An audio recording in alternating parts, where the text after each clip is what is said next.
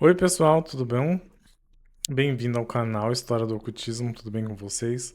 Meu nome é Roger e hoje vamos falar sobre Anaximandro de Mileto. A última aula falamos sobre o Tales de Mileto, que falou que a água era o princípio de todas as coisas, e agora vamos falar sobre Anaximandro, certo?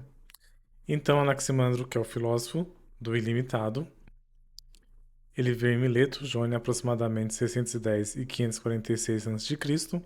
Anaximandro procurou a origem do universo além dos elementos conhecidos. Para ele, todas as coisas surgem do apeiron, um princípio sem limites definidos, eterno e inesgotável. Então, o, o Anaximandro está procurando uma causa infinita, certo? Não algo que seja visível como o Tales procurou, certo? Então, quem foi Anaximandro? Anaximandro viveu em Mileto e pertenceu à mesma tradição filosófica de Tales. A tradição antiga o apresenta como discípulo e sucessor de Tales, embora essa relação não possa ser comprovada com certeza. Foi filósofo, cosmólogo, astrônomo e geógrafo. Também teria escrito um tratado em prosa, tradicionalmente chamado Sobre a Natureza. Exatamente, porque ele tá querendo entender a natureza sem aspectos mitológicos, sem aspectos necessariamente religiosos. Não que ele abandonou a espiritualidade ou qualquer outra coisa divina no caso dele, mas sim que ele está querendo encontrar algo que seja uma explicação natural, certo? Ok? Então, a origem seria um elemento conhecido? Essa é a pergunta do Anaximandro. Tales havia indicado a água como o princípio da natureza. Anaximandro procurou uma origem ainda mais fundamental. Água, fogo, terra e ar possuem características determinadas e também se opõem. Quente, frio, seco e úmido.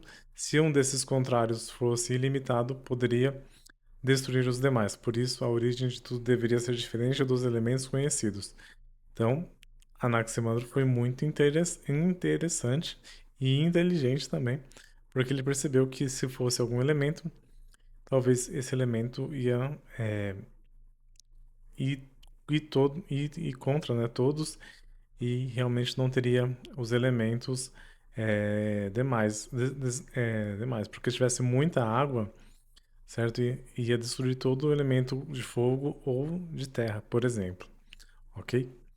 Porque o Thales estava pensando que o mundo estava sobre a água e que a água deveria ser a origem, mas também muitas sociedades do passado tratavam as suas civilizações ficavam muito próximo da água também, certo? Bom, continuando. O que é o apeiron? Anaximandro chamou o princípio de todas as coisas de apeiron. A palavra poderia ser traduzida como ilimitado, indefinido ou aquilo que não possui fronteiras determinadas. O apeiron não é simplesmente o vazio ou o nada. Ele é a fonte inesgotável da qual surgem os mundos, os elementos e os seres, e para a qual tudo finalmente retorna. É incrível como que o Anaximandro começa já a trabalhar com uma metafísica profunda e tratando do apeiron, algo realmente incrível. Bom, como surgiu o universo, já que ele não surgiu num um aspecto mítico, certo? Então, o universo ele vai surgir, né? Ele teria surgido mediante a separação de forças contrárias, especialmente o quente e o frio. Olha que interessante. Então, uma esfera de fogo formou-se ao redor da região ocupada pelo ar e pela terra, como a casca ao redor de uma árvore, certo? Então, há uma esfera de fogo aqui, certo?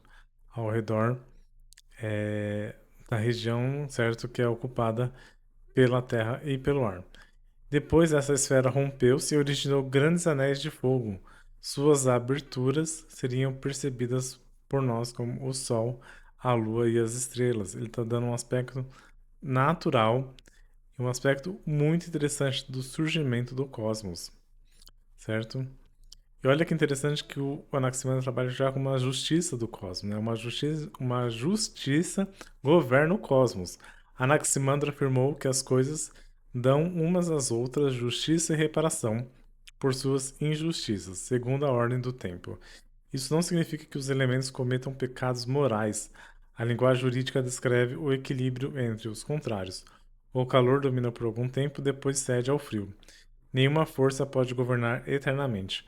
Olha que legal como Anaximander já está colocando uma justiça cósmica, certo? Não que os elementos estão cometendo alguma coisa, mas sim que eles não podem governar eternamente. Se uma hora está quente, outra hora está frio. Se uma hora está seco, outra hora está úmido.